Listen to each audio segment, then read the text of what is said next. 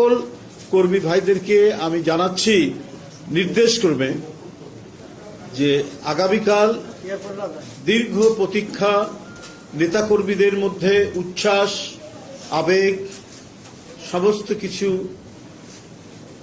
মিশে আছে তাদের হৃদয়ের মধ্যে। অভ্যর্থনা জানানোর জন্য আমাদের প্রিয় নেতা বিএনপির ভারপ্রাপ্ত চেয়ারম্যান জনাব তারেক রহমান, আপনারা ইতিমধ্যেই আমাদের অভ্যর্থনা কমিটির আহ্বায়ক জনাব সালাউদ্দিন আহমেদ সাহেবের কাছ থেকে শুনেছেন যে তিনি আগামীকাল বাংলাদেশ বিমানে করে আসবেন। তার বিমানটি প্রথমে ল্যান্ড করবে বাংলাদেশের ভিতরে সিলেট বিমানবন্দরে, সেখানে এটা ল্যান্ড করবে। আপনাদের মাধ্যমে আমি যেটা জানাতে চাই যে সিলেট মহানগর এবং সিলেটের আশেপাশের জেলাগুলো বা সিলেট জেলার কোনো নেতৃবৃন্দ কেউ অহেতুক বিমানবন্দরে ভিড় করবেন না, বিমানবন্দরে সেখানে যাবেন না।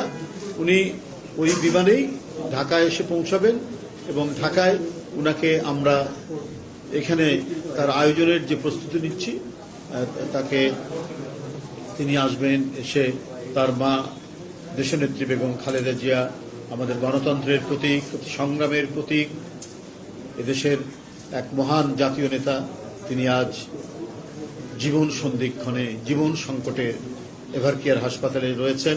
তাকে দেখার জন্য তিনি আসবেন। দেখতে যাওয়ার পথে তিনি দেশবাসীর উদ্দেশ্যে শুভেচ্ছা ধন্যবাদ জানাবেন।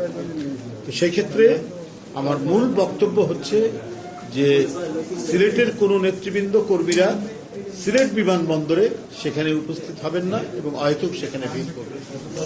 এটি আপনাদের মাধ্যমে আমি সিলেটবাসী এবং সিলেটের বিএনপির যত নেতৃবৃন্দ রয়েছেন মহানগর, জেলা এবং আশেপাশের জেলার সকলকে অবহিত করলাম। ধন্যবাদ।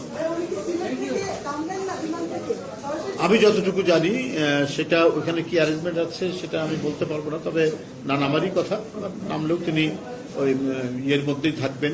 আমি ওই বিষয়টা এখনো জানি না ওখানে নামবেন কি নামবেন না, তবে সেখানে আমাদের নেতাকর্মীরা কেউ ভিড় করবেন, যাবে না। তাদেরকে অনুরোধ করবো তারা সবাই ঢাকায় চলে আসে, ওখানে কেউ যাবেন না। এটা আমি নির্দেশক্রমে জানাচ্ছি আর কি। এটা অবশ্যই যেন তারা সেই জিনিসটা যথাযথভাবে এই নির্দেশটা তারা মান্য করেন, মেনে চলেন। ধন্যবাদ।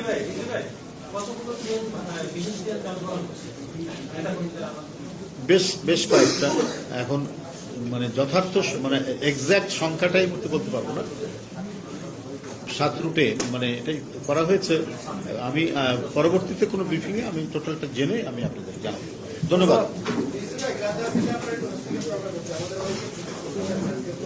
আচ্ছা, দেখি আমি খোঁজ নিয়ে দেখি।